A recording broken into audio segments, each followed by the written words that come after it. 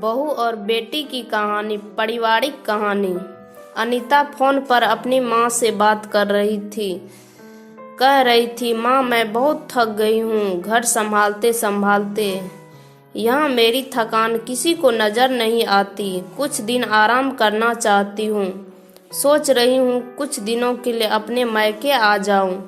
आते हुए अपने बच्चों को भी साथ ले आऊँगी। वे वहीं से स्कूल चले जाएंगे। आखिर एक ही शहर में ससुराल और मायका होने का कुछ तो फायदा मिले। पार्वती ने कहा, हाँ बेटा, जब तेरी इच्छा हो आ जाना। आखिर ये तेरा भी तो घर है। अनीता ने खुश होकर कहा, ठीक है माँ, मैं कल ही आ जाऊंगी। पार्वती ने कहा, ठीक है बेटी, कल ही आ जाओ, मैं तुम्हारा इंतजार करूंगी। अभी मैं फोन रखती हूँ, मुझे मंदिर भी जाना है। पार्वती ने फोन रख दिया और सीधे किचन में गई। किचन में खाना बना रही बहू से बोली, अरे सीमा सुनो, कल तुम्हारी ननद आ रही है। आज बाजार जाकर फल सब्जी और मिठाइयाँ ले आना। बेचारी मेरी बेटी ससुराल में नौकरों की तरह काम करती है और उस पर कोई ध्यान नहीं देता। यहाँ आएगी, कुछ दिन रहेगी तो उसका मन और तबीयत अच्छे रहेंगे। सास के मुंह से ऐसी बातें सुनकर सीमा का चेहरा उतर गया। वो मन ही मन सोचने लगी, काश आपको मेरी थकावट भी नजर आती। मैं भी दिन रात झाड़ू पोछा, बर्तन धोना, खाना बनाना, मार्केट जाना और हर वह काम करती हूँ जिससे हमारे परिवार वालों को कोई दिक्कत ना हो। काश आप मुझ पर भी ध्यान दे पाती। आपकी बेटी तो जब मन में आता है तब यहाँ आ जाती है, लेकिन मैं साल में एक ही बार अपने माँ के पास जाती हूँ, तब भी आपको दिक्कत होती है। मैं भी इंसान हूँ, मेरा भी मन है। मुझे भी लगता है अपने माँ के पास जाकर थोड़ा आराम करूँ, सुख दुख की दो चार बातें करूँ, अपना मन हल्का करूँ। भगवान अब तुम ही कुछ करो ताकि मेरी सास की आंखें खुले और उसे मेरी थकावट भी नजर आए। शाम तक भगवान ने जैसे कि सीमा की सुन ली और उसकी ननद का फोन आया। ननद ने अपनी माँ से कहा कि उसकी सास ने उसे मायके आने के लिए मना कर दिया है, इसलिए वो नहीं आ सकती। पार्वती बोली, ऐसे कैसे मना कर दिया? पहले तो कभी वो तुम्हें आने के लिए नहीं रोकती थी, इस बार भला क्या हो गया? लाओ मेरी बात मैं समझाती हूँ। अनीता ने फोन अपनी सास को दिया। पार्वती ने कहा, नमस्कार समधन जी, आपसे कुछ कहना था। समधन जी ने कहा, कहिए। दरअसल कल त्योहार है, इसलिए अनीता अपने मायके आना चाहती है। अगर आप उसे भेज दे तो अच्छा रहेगा। अनीता की सास ने कहा, देखिए समधन जी, आपकी बेटी मायके जाए इस बात के लिए हमने उसे कभी नहीं रोका और इस बात से हमें कोई दिक्कत भी नहीं है। कुछ दिनों पहले मैं अपने रिश्तेदार के शादी में गई थी। वहां आपकी बहू सीमा की माताजी मिलने का मौका मिला।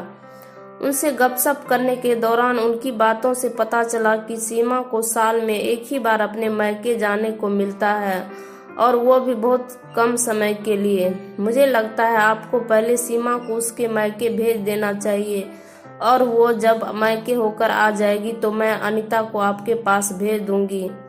यह एक बहुत जरूरी बात है जो मुझे लगता है आपको समझ लेनी चाहिए कि आपको अपनी बहू को भी बेटी की तरह या बेटी से भी ज्यादा प्यार देना चाहिए। उसे भी मायके जाने की इच्छा होती होगी। हो सकता है अनीता के वहां आने से उसकी अवभगत करने के लिए आप उसे उसके मायके नहीं भेजती होंगी, या फिर वो आपसे कुछ कहने से अभी डरती हो। अगर आप उसको घर में ही कैद रखोगी तो एक दिन ऐसा आएगा जब वो आपके खिलाफ बोलने लगेगी, फिर वो आपकी सुनेगी भी नहीं और जब चाहे तब अपने मायके चली जाएगी। ऐसी परिस्थिति आए, इससे अच्छा है कि आप ही कुछ बदलाव अमल में ले आए जिससे आपका रिश्ता और रिश्तों की मिठास खराब न हो। पार्वती को अपने समधन की हर एक शब्द में सच्चाई नजर आई। उन्हें महसूस हुआ कि उन्होंने अपनी बेटी के प्यार में अंधे होकर कभी भी अपनी बहू के मन का विचार नहीं किया। उन्होंने हमेशा ही अपनी बेटी को अपनी बहू से ऊपर रखा। दूसरी तरफ अनीता भी अपनी भाभी के बारे में हो रही इस बातचीत को सुन रही थी। उसने भी महसूस किया कि वो कभी भी अपनी भाभी के साथ ठीक से बात नहीं करती। जब जब वो अपने मायके जाती तो भाभी थोड़ी उदास रहती है। पार्वती जी ने अपनी बहू को बुलाया और उसे कहा कि सीमा, कुछ दिनों के लिए अनीता नहीं आने वाली है, इसलिए पहले तुम अपने मायके हो कर आ जाओ। यह सुनते ही सीमा का चेहरा खिल उठा, क्योंकि यह पहली बार था जब उसकी सास ने सामने से उसे अपने मायके जाने के लिए कहा था। अगले दिन सीमा अपने मायके गई और इस बार 1-2 दिन नहीं, पूरे हफ्ते भर रह कर आई। अपने माँ बाप से, अपने रिश्तेदार से मिलकर आई। जब वो लौटकर आई तो उसका चेहरा खिला हुआ था, उसकी आंखें चमक रही थी। सीमा के आने के बाद अनीता भी अपने मायके आई और इस बार वह खुद सामने से अपनी भाभी से खुशी खुशी मिली और अच्छे से बात की।